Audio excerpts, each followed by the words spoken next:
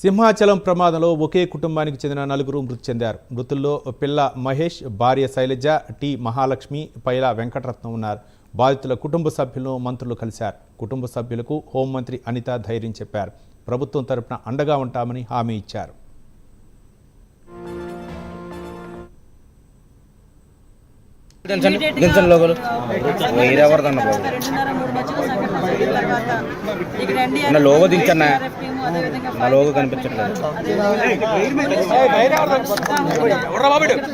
సహాయక కార్యక్రమాలు చేపట్టడం జరిగింది. అప్పటి నుంచి కూడా సిపి గారు, కలెక్టర్ గారు, మేము అందరూ కూడా సహాయ చర్యల్లో పాల్గొనడం కూడా జరిగింది. మీ అందరూ కూడా తెలుసు. ఈరోజు ఈ సంఘటన గురించి గౌరవ ముఖ్యమంత్రి నారా చంద్రబాబు నాయుడు గారు, అదేవిధంగా డిప్యూటీ సీఎం పవన్ కళ్యాణ్ గారు, నారా లోకేష్ గారు, వీళ్ళందరూ కూడా మా అందరితోని కూడా ఫోన్లో మాట్లాడడం జరిగింది. ఇన్ఫర్మేషన్ మొత్తం కూడా కనుక్కోవడం జరిగింది. మినిట్ టు మినిట్ మానిటరింగ్ చేసుకుని ఇంకా సహాయక చర్యలు ఇంకా ఎవరైనా ఉన్నారా, వాళ్ళకి ఎటువంటి వైద్యం అందిస్తున్నాం, ఇదంతా కూడా చాలా క్లియర్గా అయితే ఇక్కడ మన అందరికీ తెలుసు. ఇక్కడ ఎవరైతే ఇక్కడ చనిపోయారో, క్షతగాత్రులు ఎవరైతే చనిపోయిన వాళ్ళు 7గురికి కూడా ఒక్కొక్కరికి 25 లక్షల రూపాయల ఎక్స్గ్రేషియా కూడా ఈరోజు గవర్నమెంట్ ప్రకటించడం జరిగిందండి. అది మీ ద్వారా తెలియజేసుకుంటున్నాం. అదేవిధంగా ఎవరికైతే ఇంజురీ ఉన్నదో వాళ్ళకి ఒక 3 లక్షల రూపాయలు కూడా గవర్నమెంట్ నుంచి అనౌన్స్ చేస్తున్నాం. అదేవిధంగా ఎవరైతే ఈ సంఘటనలోని ఈ దుర్ఘటనలో చనిపోయారో వాళ్ళ కుటుంబంలోని చదువుకున్న వాళ్ళు మనం ఉద్యోగ అవకాశాలు కూడా కల్పించడానికి గౌరవ ముఖ్యమంత్రి గారు ఈరోజు నిర్ణయం తీసుకోవడం జరిగింది. ఎప్పటికప్పుడు ఈరోజు ఆ క్షతగాత్రులు ఎవరైతే చనిపోయారో వాళ్ళందరికీ కూడా, వాళ్ళ కుటుంబాలందరికీ కూడా బాసులుగా నిలబడాలి, వాళ్ళ కుటుంబాలందరికీ కూడా ధైర్యం చెప్పాలని ఇక్కడ నన్ను, అదేవిధంగా కొండపల్లి శ్రీనివాస్ గారిని, మన సత్యప్రసాద్ గారిని, అందరినీ కూడా మినిస్టర్స్ అందరినీ కూడా ఇక్కడే ఉంచడం కూడా జరిగింది. మీ అందరికీ తెలుసు, నరసింహస్వామి టెంపుల్లోని దర్శనాలంటే అరౌండ్ రాత్రి 12 గంటల వరకు కూడా దర్శనాలు జరుగుతూనే ఉంటాయి. అందువల్లనే ఎటువంటి ఆటంకాలు కలగకూడదు, భక్తులకు ఎటువంటి ఇబ్బంది కలగకూడదు అని చెప్పి మేము కూడా గౌరవ సీఎం గారికి మొత్తం అంతా కూడా క్లియర్గా ఎక్స్ప్లెయిన్ చేయడం జరిగింది.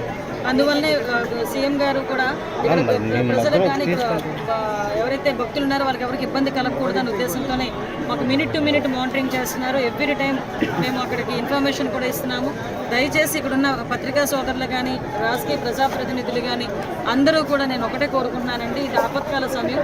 మిగతా అరేంజ్మెంట్స్ అన్నీ కూడా చాలా అద్భుతంగా జరిగినాయి. మీ అందరికీ కూడా తెలిసి ఎక్కడ కూడా లైన్ అనేది ఆగకుండా, వాళ్ళకి ఎటువంటి అసౌకర్యం కలగకుండా లైన్ అనేది సాఫీగా సాగుతుంది. దర్శనాలు అన్నీ జరుగుతున్నాయి. దురదృష్టం ఏంటంటే ఆ 7గురు చనిపోవడం, ఆ గోడ కూలి 7గురు చనిపోవడం దురదృష్టం.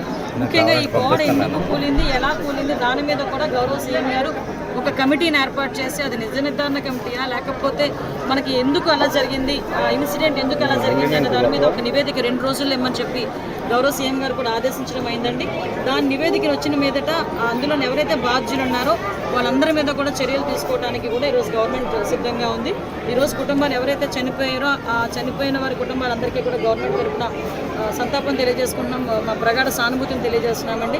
మళ్ళీ చెప్తున్నానండి, ఈ టైంలోని రాజకీయ నాయకులు కానీ, అదేవిధంగా ప్రజాప్రతినిధులు కానీ, అదేవిధంగా పత్రికా సోదరులు, మీరు అందరూ కూడా మా అందరికీ కూడా సహకరించి ఈ సహాయ కార్యక్రమాల్లోని కూడా మీరు అందరూ కూడా సహకరించడం మనస్ఫూర్తిగా కోరుకుంటున్నా.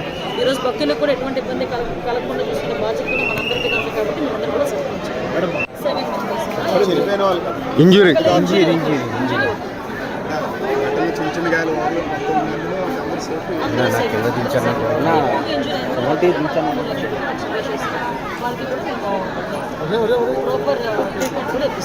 దీని మీద అంటే ఇంజనీరింగ్ డిపార్ట్మెంట్ మీద కానీ